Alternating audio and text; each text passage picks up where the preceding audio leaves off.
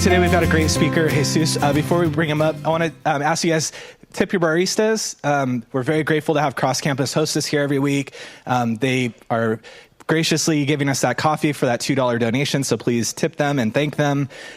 So up, we've got Jesus from Verizon. He drove out here from Simi Valley, so fought that traffic in the morning. We're going to learn, you've probably been hearing a lot about 5G. I know I have. And does anybody even know what 5G is? Oh, that's a good amount. Good amount. So Jesus will teach you that don't know what it is, and why Pasadena needs it. So Pasadena, I guess right now, I didn't know this, is not actually set up for 5G. So I'd like to welcome to the stage Jesus.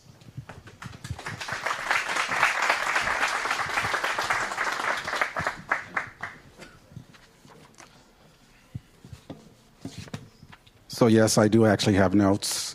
Good morning, everyone. I just recently took a speech class. I don't normally do public speaking, and they told me, don't say good morning, just get into your speech. And I'm like, well, that's just rude. So I'm going to talk about 5G. That's the 5th generation of wireless technology, and it's here, and it's nearly here in Pasadena. Now, 5G is going to be something that will enable innovation like you've never seen before. It will be the type of innovation that will change the world. In fact, our CEO calls it the 4th revolution, the 4th industrial revolution. Like innovations before it, though, 5G has its challenges. And towards the end of this, I will be talking about the challenges. I'm going to start, though, if you can show the agenda.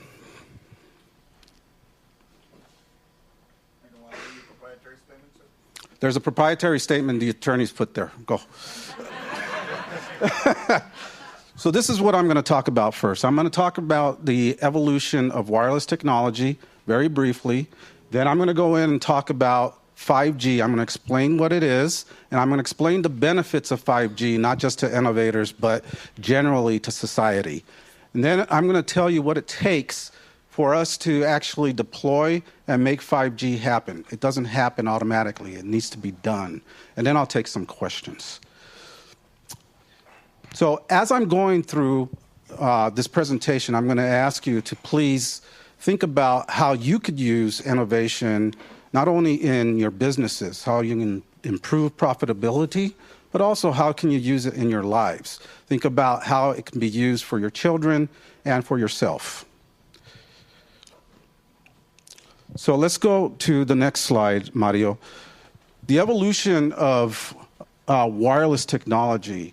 You might recall when the very first cell phones were out in the 1980s, all you could do was actually make a call.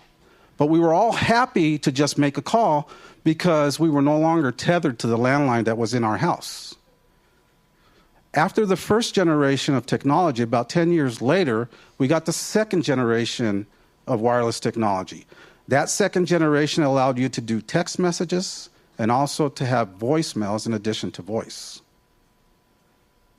Now, the ability to do text messages was pretty cool at that time, right? But it wasn't really enough for us. So we innovated again, and we came up with the 3rd generation of wireless technology. And with the 3rd generation of wireless technology, you finally can actually access the internet without having to be tethered to your desktop in your home. The problem with that 3G was that it was very slow. When you think about it right now, you think about 3G as being akin to dial-up internet service at the desktop. Very, very slow. Nevertheless, it was really cool that you were able to access the internet outside of your house. Well, then comes 4G, the 4th generation, long-term evolution of wireless technology. 4G in itself was actually very transformative. The speeds that you got for accessing the internet increased substantially. They went from about 2 megabytes per second download speeds to, on average, 10 megabytes per second to access the internet. Now, 10 megabytes per second might not sound like a lot, but it actually enabled the app economy.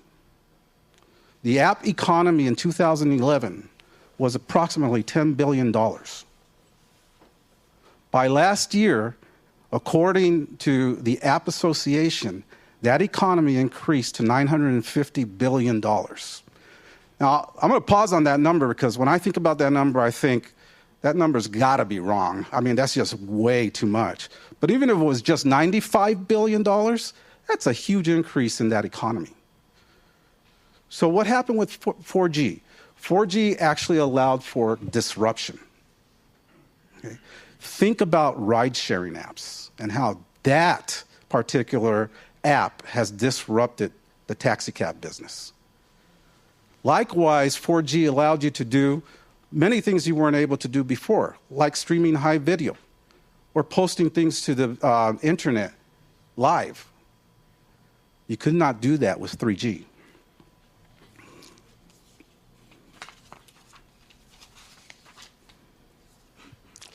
So 4G, great. You got 10 megabytes per second. Right now, in certain places, you can actually get 100 megabytes per second, maybe a little more. You have to be standing under a wireless tower or something like that to get that. In most places, I do a speed test when I get there. There's a speed test called Ookla, O-O-K-L-A. If you do that speed test on your phone, in most places you're going to find 3, 4 megabytes per second, maybe 10, maybe 12. I did it outside and I got 30, and I was like, wow, that's awesome, 30 megabytes per second. Well, let's talk about 5G now. All right, let's go. All right, so with 5G, you're actually going to get speeds that are a gigabit per second. So that's 1,000 megabytes per second. That's going to be sustained speeds. But you're going to have a throughput peak possibility of 10 gigabits per second. So what does that mean? If you tried to download a 2-hour high-definition movie with 3G, it would have taken you 26 hours.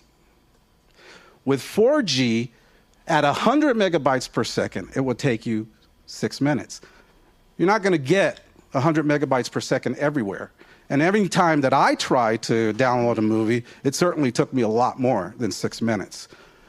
With 5G, at its theoretical peak of 10 gigabits per second, it will only take 4 seconds to download a 2-hour high-definition movie. Now, obviously, we're not going to get to 10 gigabits very quickly. Tomorrow, it's not going to be there. Next year, it might not be there. But at even a gigabit per second, you'll be able to download a 2-hour high-definition movie in a couple minutes, which is pretty awesome.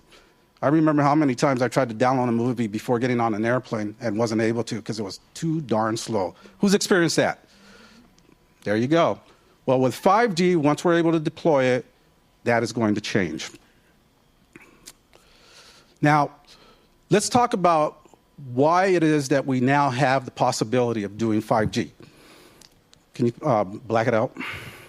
So the reason we have the possibility of doing 5G now is because in July of 2016, the FCC adopted new rules that finally allowed wireless carriers, providers like Verizon, to get what's called millimeter wave spectrum. Now, spectrum is the radio frequencies in the air that you use to actually have wireless connections. Those radio frequencies are used for all kinds of things, broadcasting, satellite downloads, and also for the wireless cellular services that you have. There's 3 things about the millimeter wave spectrum that makes 5G super exciting. And I'll say that again, super exciting. Because for us, for Verizon, it really is super exciting. And those 3 traits, I'm going to talk about those. I'm going to pause on them. But the first one is also the speed. We already talked about the speed. You're going to get a gigabit per second, and also you're going to get 10 gigabits per second eventually.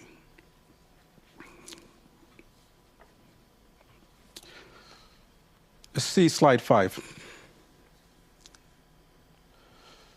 So the second thing that you get with the spectrum, the millimeter wave spectrum and 5G, is the ability to throughput an enormous amount of data through a wireless connection. So if you wanted to do things that are very data intensive, right now you cannot do that with 4G LTE, or there's still some 3G out there, so maybe I'll stop talking about 3G. But if you tried to do it with 3G, forget about it.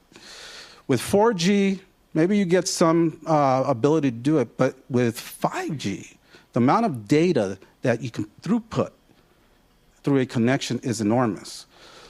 You might have experienced, if you went to the Rose Bowl or when you were at the Tournament of Roses parade, that during that time, if you tried to access the internet or upload a video or something like that, that you got the buffering circle of death. Right? And you couldn't upload anything, and you get frustrated, and you see the 4 bars or the 5 bars there, you're like, what's going on? I've got the 5 bars. Well, you have the connection. The connection is there, but what you don't have is the ability to get all of that data through because everyone else is doing it at the same time. So with 5G, that's not going to be an issue because 5G allows you to put in a ton more of data in a wireless connection. The standard is going to be 10 terabytes per second per square kilometer for 5G. A lot more than 4G. You'll have a density of 1 million devices per square mile. 1 million devices per square mile. They could be doing all kinds of stuff, and 5G can handle it.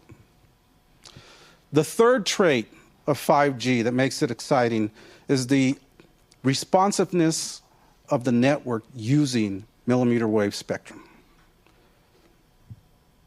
Next slide, Mario.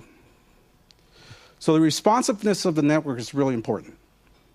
With 4G, the time it takes for you to issue a command or have a user input and for the network to actually respond is 40 to 50 milliseconds. That might not sound like a lot, but for some critical operations that I'm going to talk about in a while, that is actually a lot. With 5G, you're going to have 1/10 that particular response speed, which means it's a lot faster at less than 10 milliseconds. That whole concept of the responsiveness of the network is called latency. So again, you have 3 things with millimeter wave that make 5G and millimeter wave very exciting. You've got the speed, you got the data throughput, and you got the latency. You put those 3 things together, and there's all kinds of innovation that you can do with that. Next slide, please. Okay, black it out. All right, so this is where it gets exciting. So the types of things that you're going to be able to do with 5G that you can't do right now. It's going to be things like autonomous vehicles that operate seamlessly using vehicle-to-vehicle connections. With that, you're going to have the ability to do convoys of cars or platoons of vehicles, where the initial vehicle in that particular convoy or that particular platoon will actually be sending commands to all of the vehicles behind it. And that will allow all of those vehicles to avoid hazards, to avoid collisions, and to operate in a way that goes in a particular speed to reduce traffic. The other thing that you're going to be able to do that, there's some of that that's happening right now, but you can't do it seamlessly, is immersive education, for example. So think about being able to have your child, or yourself for that matter, put on a pair of virtual reality goggles that has, in addition to virtual reality, has augmented reality with a little bit of artificial intelligence. And you can have your child, I have a 10-year-old daughter, and I'm just waiting for this to happen, where she can actually walk the Great Wall of China from home and learn everything about that, or any other place. And you're going to be able to do that in a way that's seamless with all this buffering that occurs right now using 5G. One of the other things that you're going to be able to do, actually, let me back up one more. with regards to this immersive experiences that you're going to have, we're going to also have 3D holograms. Verizon right now in its labs is working on holograms, has been able to do holograms using 5G. There's a story on CBS, look it up, and you'll see that holograms, the thing of, Star Trek and Star Wars is going to happen very soon. The other thing that you'll be able to do with 5G is have the ability to control remotely critical infrastructure, critical devices. So we'll be able to have remote surgery. Now, this is very exciting to me. Just think about the ability for someone in New York to actually do surgery in a rural area somewhere in California. That's going to be possible with 5G. That's because of the latency. Remember the latency.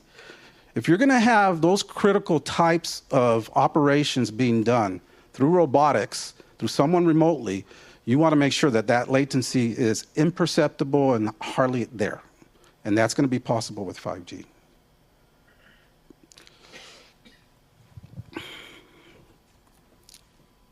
So I was thinking about other things that can be done with 5G, and I've read an article where medical professionals will be able to actually do analyses of patients that are in ambulances coming to the hospital. So they'll be able to do a diagnostic before they get to the hospital using 5G. Some of the other things that are important to cities, and probably important to you too, are things like intelligent traffic management and intelligent parking. So we all hate traffic. Well, with 5G, we're going to be able to embed sensors into the roads and on infrastructure around the roads so that we can actually have an optimal traffic flow. 30% of traffic in metropolitan areas is caused by cars circling looking for parking spots. It's a real statistic. 30% of that traffic. With 5G, we'll be able to embed sensors in the parking spots. And with an app, when you go to find a parking, you don't have to circle. You just have to look at the app, and it'll tell you where there's an empty parking spot, and you can go right to it. So those are the things that you can do with 5G. There's a lot more. I say that, for all of these innovators out here, you guys, when you start thinking about what you can do with fast speeds, a lot of data throughput, and low latency, how can you use that in your businesses? The innovators are going to come up with stuff we can't even think about right now, okay? Now, the issue is, I'm going to change now to the next topic, which is, what does it take to actually get 5G out here? Well, the first challenge is we actually need to deploy it. So to deploy it, you need to actually own the millimeter wave spectrum. Verizon owns a lot of millimeter wave spectrum. We bought a company that had a lot of it, and we have plenty of it. So let's go to the next slide. So yes, so millimeter wave spectrum, you need it. But that millimeter wave spectrum needs to be processed, and that's processed through antennas and radios. So we have to create the equipment, 5G equipment, and we've already done that. And that 5G equipment essentially puts in a box about the size of a pizza box or a nice big laptop, the antenna and the radio integrated. Those radios and those antennas need to be put on what we call vertical infrastructure in the right-of-way. So utility poles, street lights, and the like. We got to get that deployed. That doesn't happen overnight. It's a challenge for Verizon. It's a challenge for all carriers to do that. The third thing is in order to make sure that you still have that right latency and that you have that speed and all that data throughput, all of these antennas that are going to be put out in the right-of-way need to have what's called a backhaul, a way to get all of the traffic that's coming into it out to the mobile switching center that then goes to the world. So we do that with fiber. So Verizon has to deploy fiber to each one of these small cells. And because the millimeter wave spectrum has a shorter propagation characteristic than does the spectrum used for 4G, you need a lot more small cells. So this is going to be a challenge for us, but we're willing to take this challenge. And we want to do this, and we want to do it here in Pasadena. Now, what we also need to do is get the right policy framework so that once we get that policy framework, what I mean by that is there's an ordinance. You need to get permits to do all of this stuff. So cities that need to lean in and say, okay, we're going to actually craft our ordinance, change our ordinance so that you can get out there and deploy this faster. We will be able to deploy. What we don't want to do is have this take 2 or 3 years to do. We want to do it quickly. And the only way to do that is to get the right policy framework in place. Now, I know that the city of Pasadena is working on this, and this is not meant as criticism to them, but what it's meant is let's get this done faster. Let's lean in. Let's partner in this. Next slide. So part of the reason why I wanted to talk today was to give you an awareness of the issue. And once you have the awareness of the issue, we want to see if you can help us ensure that we get the right policy framework so we can get 5G to Pasadena sooner. So, next slide, please. So I want to ask everyone today to go to lets5g.com, sign up. You'll get information about 5G there, but also you'll be able to contact your city council members through that particular website to encourage them to create that right policy framework. And given that you're all innovators, our CEO has put out a challenge to anyone that wants to come up with a app or some kind of way to use 5G that will change society, that will make things different and better for everyone. And that challenge will open up later in the spring, and whoever wins will get a $1 million reward and will be showcased at Mobile World Congress in October. So this is a very long thing. So what I decided to do is just search for Built on 5G, Built on 5G Challenge Verizon, and you'll find a web page that tells you exactly what that's about. I'm available for questions at this point.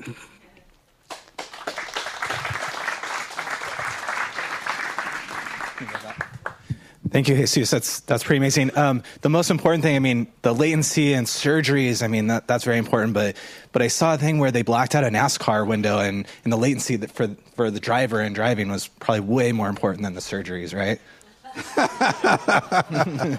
Well, we've done that with basketball players, football players. 5G is going to be very exciting. So I'm going to hand the microphone to John. We're going to do Q&A. Let's hold it to questions so we can get some information from Jesus here. John?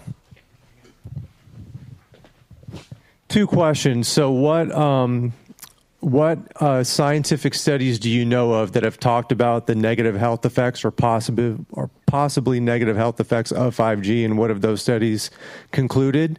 And what does 5G mean for government surveillance?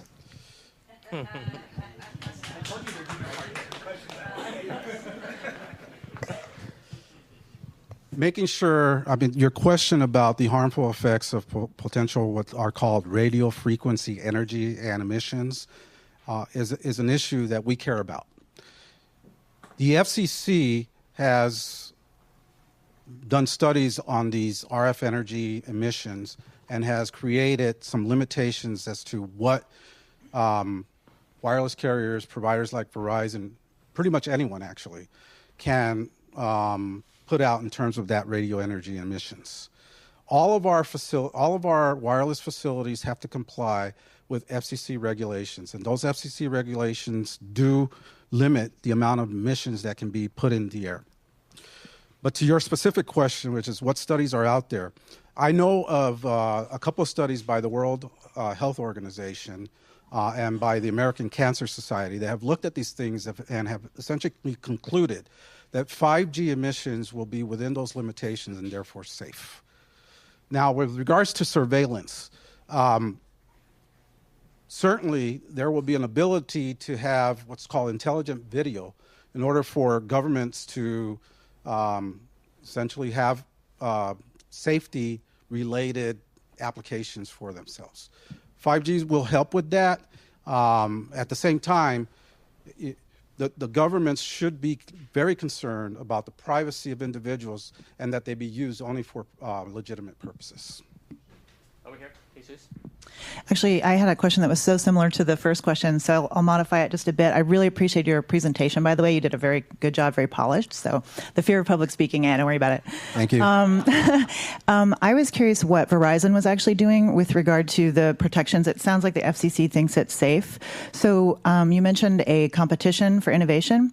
Would innovation related to protecting, health with the use of 5G be something that Verizon would be interested in? Are you guys already working on anything in-house for in terms of the health effects? I will say this, that I don't know the answer to your question specifically, but I know my company, and I know that if you were to come up with something that is better than what we're doing right now, it's something that we would definitely welcome. So I appreciate the marketing side that you've just spun us for a half an hour. And not to rain on your parade, but it's been raining a lot for the last month. But we're looking at foreign countries like South Korea and China that are literally almost a decade ahead of us in America. And Verizon and AT&T and all the other carriers say, hey, we really want things to be better, but they really don't, because you're actually here leaning on the city and leaning on us to lean on the city to give you essentially a free right-of-way, and then you're going to turn around and bill us in small increments back, which just lines your pockets. And I get how that works, but it really concerns me that you're not innovating as much as you really should be, and you're pitching us on the low end of 5G or you're pitching us on the high end of 5G while giving us the low end in reality. And it's going to be 18 months before any of this even begins to roll out in the U.S. Meanwhile, Huawei in China has got the market locked in. So can you talk a little bit about how far behind we are really and what we can do to not worry about 5G right now? How can we worry about 6 and 7G 10 years from now? I'm happy to answer that question because we're actually not behind. We are ahead of China. We're ahead of everyone. Verizon has already deployed 5G in 4 cities that leaned in. We had a partnership with Sacramento. Sacramento said, we're going to get you your permits a lot faster than we normally do. So normally it would take about a year and a half to get a permit to put up a small cell onto a light pole. Sacramento said, I'm going to give you that permit within 10 days if it doesn't involve excavation. If it involves excavation, then it's going to be 30 days. So they leaned in. We deployed 5G home, which is a flavor of 5G. It's not mobile home, but it essentially allows you to replace your internet connection with your cable company with a 5G connection. So we have customers in parts of Sacramento that are now experiencing that 1 gigabit per second speed that we were talking about. We have deployed 5G in parts of Los Angeles, Houston, Indianapolis, and we're working with other cities to do that. When 5G and millimeter wave first came out, again, July of 2016, nearly all the other providers were saying, well, we're not going to see 5G until 2020. Verizon said, no, we're going to get to it, and we're going to do 5G in 2018. And we did. We've had 5G in Sacramento and parts of LA since last year. I think that the other countries that say that they're ahead of us are not ahead of us. We are ahead of them. We have announced publicly that we will have 5G available in 30 cities this year. Now, it takes a lot of work to get that done. It doesn't get done overnight. But we've already done it, and we will continue to. Thank you. Over here. Great presentation. Definitely got me thinking about a lot of different topics. So I just have a couple of questions. And I should just mention, I've also heard of the health concerns, although regarding birds that dropped from the sky during a test. So that's something that you'll want to address is people's concerns around health concerns. But one is when there's a difference between 5G and 4G, and then out in rural areas where you still have 3G, how is that going to be addressed when you're trying to have IoT and addressing cars that are trying to drive through all those spaces, things like that. And then the other is around hacking. And what happens, in terms of what are you addressing to prevent hacking so that when you have cars all driving together through those 3G, 4G, 5G spaces, if they get controlled by somebody else? So the concerns that you have are important for us to address, right? Let me talk about 4G a little bit more because that's really the standard right now. For some providers, 3G is going away. We're going to keep 3G for a while, but really when you're talking about accessing the internet and these particularly sophisticated connections, you're talking about 4G and you're talking about 5G.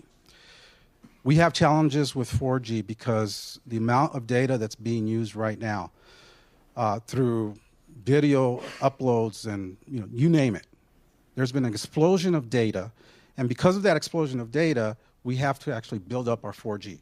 Part of creating the right policy framework for 5G also creates the right policy framework for us to add capacity on our 4G. The cybersecurity part is really important too. Verizon is known to be one of the leaders around privacy protection, cybersecurity protections, and we have a concept of security through design. So that concept says is like as you're building your equipment, you're always worrying about the security of that particular piece of equipment. You don't want your facilities to be hacked. You don't want your facilities to be harmed in any way by terrorists or activists or hacktivists, right? So we design security from the bottom up, and we continue to always check our equipment to make sure that they are secure. Over here. Okay, so you just say something very interesting, security by design, but that's the last mile. But who is your infrastructure vendors and what type of cell device you're using? Because those are the ones that most can be hacked. So that's number one. Second thing is, in order to build all the microcells, it's very, very costly.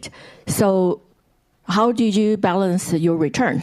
And the last thing is just a tip for you because Pasadena actually want to be a smart city, and Andy Wilson is our city council, which is really done a lot of startup. And I think you need to have the right people try to promote the ideas to make this thing work here.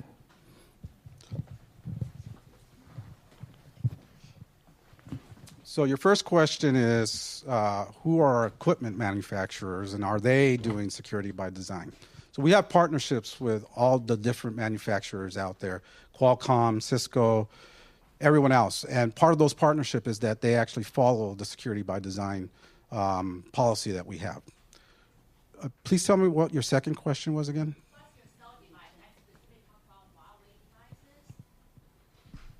I can't hear her.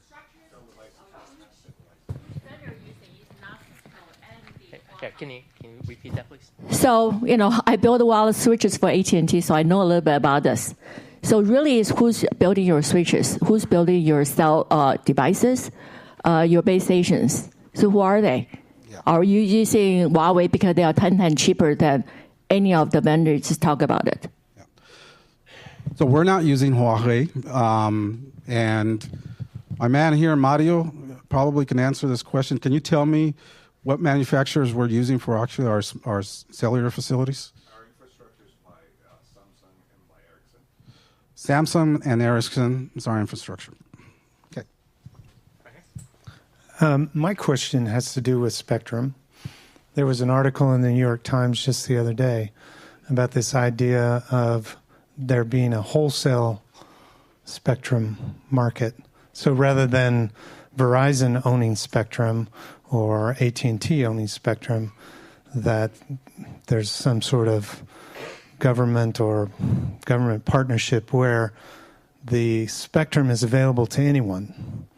and they can just lease the spectrum. And the idea is that that would foster competition, get it rolled out much faster.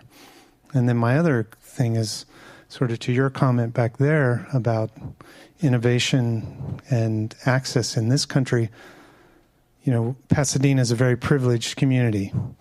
And of course we want 5G. But like I have a house in a rural part of Monterey County, and I have 0G. Right? And this is California, which is one of the richest states in the country and the richest country in the world. Why is it that these communities that are not, you know, privileged as we are, rural communities around the country, it creates a divide between the haves and the have-nots.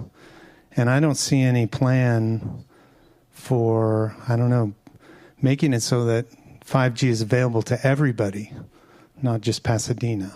So I'll address your second question first. I think the issue of having access as broadly as possible is extremely important, and we need to get there. With 4G, you say you have 0G in some places. It does exist there, that there's 0G in many places. What we've been challenged with is that where we go to actually put in a macro tower, for example, that would provide you 4G service, we have a situation where you got NIMBYs, right, not in my backyard. And you might think that that's a challenge that can be overcome, if not easily, eventually. Well, sometimes the NIMBYs are so powerful that you can't get your facilities deployed. So we want to deploy 4G everywhere. In fact, 4G right now is available to 98% of Americans. Not from Verizon, but from all the carriers together. Okay? I think our 4G is approximately 92% of all Americans. I know that we want to get to 100%. But to get to that 100%, we need, again, for the policy framework to be there so that we can get the permits to deploy. Now, your first question had to do with wholesale. When 5G was first coming out, and our current president talked about it, his first comments were, let's nationalize 5G. We don't want China to get in front of us. We don't want Russia to get in front of us and these other countries. So his thought was, let's nationalize it. That sent a chill down my back because I think that private investment will get this done properly and quickly. The FCC chairman and the FCC actually also said that they didn't think that was a good idea. The wholesale concept, I think, is partly the same concept of, are we going to nationalize this spectrum and then provide it for lease? It may not work. I don't know enough about it to comment further than that, but I'll tell you that the private investment got us to where we are with 4G, with 3G, and we will get there with 5G. Question, Bill. Yeah, so great presentation, and Thank you. Glad that you're taking steps to make sure everyone's going to be able to participate. My question really was about, the technology curve is always changing, right? I know years ago, no one ever thought you'd need a gigabyte hard drive or, that we need, gigabit Ethernet, right? So, as you said, with innovation, things change. You get more bandwidth, new things are invented, and ultimately, it won't be enough in the future. So you talked about partnering with cities like Sacramento and some in LA. I'm curious on if Verizon has anything in those agreements or any thing that you could publicly share in terms of, okay, we get to 5G, now what? Now how do we take advantage of these new usage models that are created because we have more bandwidth? It's an interesting question. So the agreement we have with Sacramento is a public agreement. You can go to their website and see it. I'm pretty sure that we don't have any provisions in that agreement that address that issue in the way that you're asking it.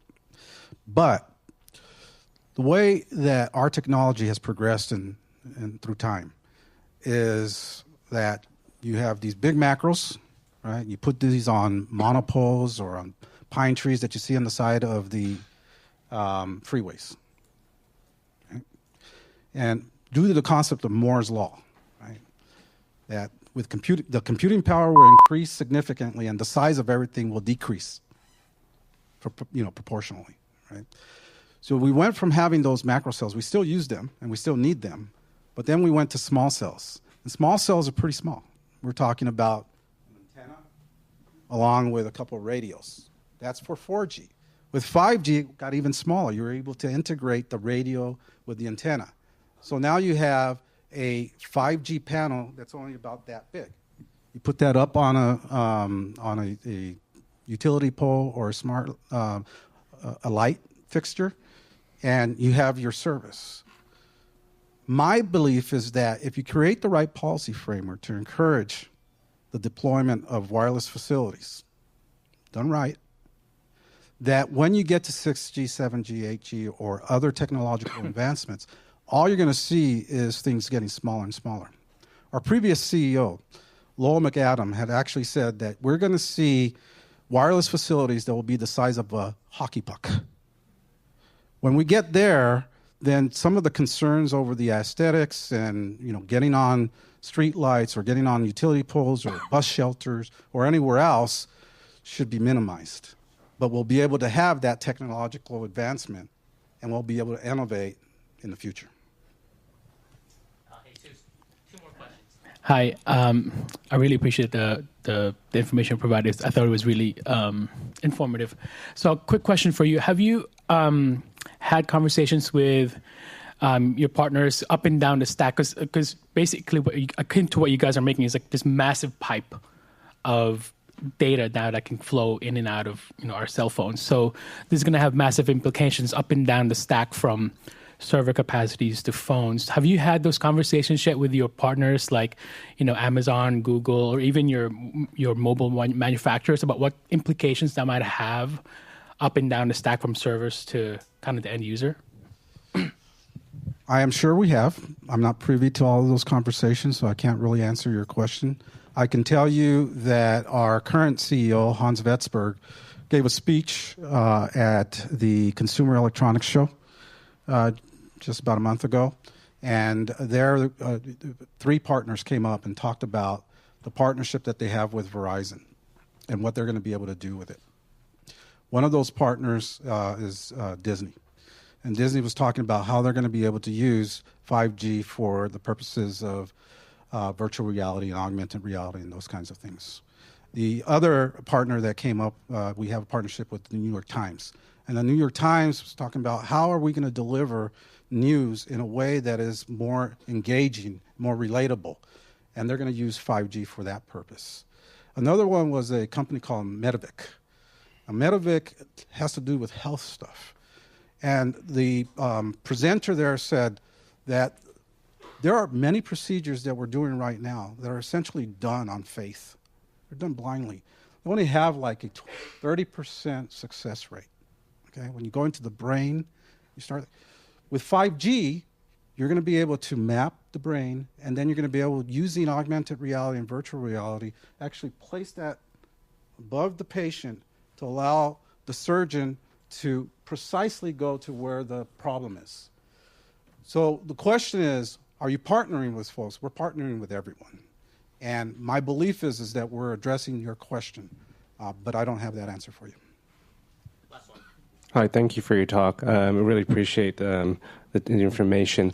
I wanted to talk a little bit more about the challenge and ask you specifically the information and how do we enter it, what are the requirements, and what are some of the challenges that we, the developers or the innovators, may be asked to be involved in. And also what I'll do is also when this YouTube video goes up, I'll add the link to the challenge in the description box below the video so everybody can access to it. Okay. Right. So the challenge is essentially anything that will improve society. And that's the easiest way to talk about it. What it will get you is, if you're selected, is the ability to use our 5G labs. Right? Once you're selected, we'll work with you. We'll give you the $1 million, and then we'll work with you to actually develop that idea. I don't have more specifics than that, but the website does. Thank you, Jesus.